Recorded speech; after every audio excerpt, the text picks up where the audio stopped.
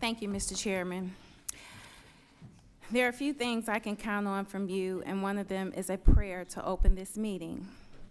As a Bible-believing Christian myself, I feel led to remind this praying body of a few scriptures. Isaiah 58:7, it reads, "Share your food with the hungry and help those in trouble." Another is Proverbs 22:9, "He who has a generous eye will be blessed, for he gives of his bread to the poor." And the ever popular Matthew 25:35, "For I was hungry and you gave me something to eat."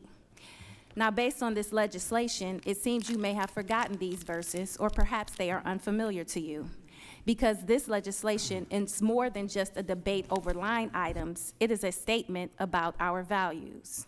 Now, don't get me wrong, I appreciate prayers just as much as the next believer, but I also know the book of James tells us faith without works is dead. So let's get to work. Let's do our jobs, because the Bible is not just a book of recommendations, it is an instruction manual on how we should live our lives.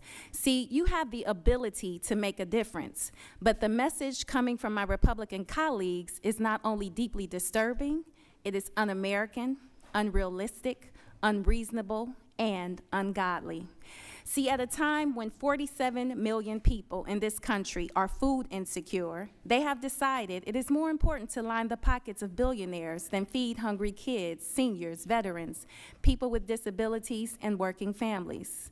Let's call it what it is. It is a reverse Robin Hood, taking food away from those who need it most, not because we have to, but because my colleagues on the other side of the aisle would rather give tax handouts to the ultra-wealthy.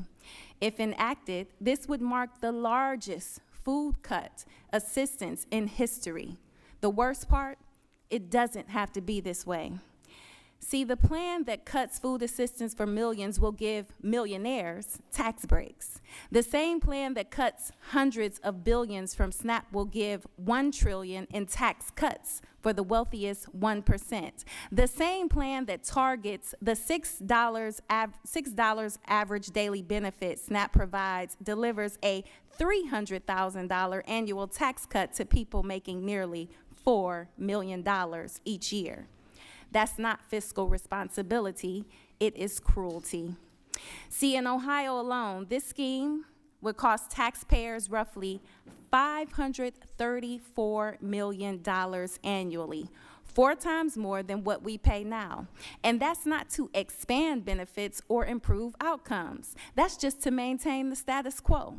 To cover the costs, Ohio, along with every other state, is going to have to make brutal trade-offs. It's going to mean cutting K-12 education funding, scaling back opioid and mental health treatment programs, reducing Medicaid coverage, or putting off critical infrastructure repairs. It's going to mean fewer teachers in classrooms, fewer public health nurses in clinics, and fewer resources for seniors, veterans, people with disabilities, and children. And let's be clear, SNAP doesn't support low-income urban communities like the one I represent. It's a lifeline for rural communities too. It helps families in small towns keep food on the table. It supports local and independent grocers, and it helps farmers by ensuring stable demand for the food they grow. These cuts will devastate rural communities from southeast Ohio and western Wisconsin to northern Pennsylvania. And no, the crumbs included from the Farm Bill programs won't make up for it. That's just a bait and switch. Make no mistake, this bill will undermine rural economies, and it will undermine the agricultural communities already walking a financial tightrope that this committee is meant to support.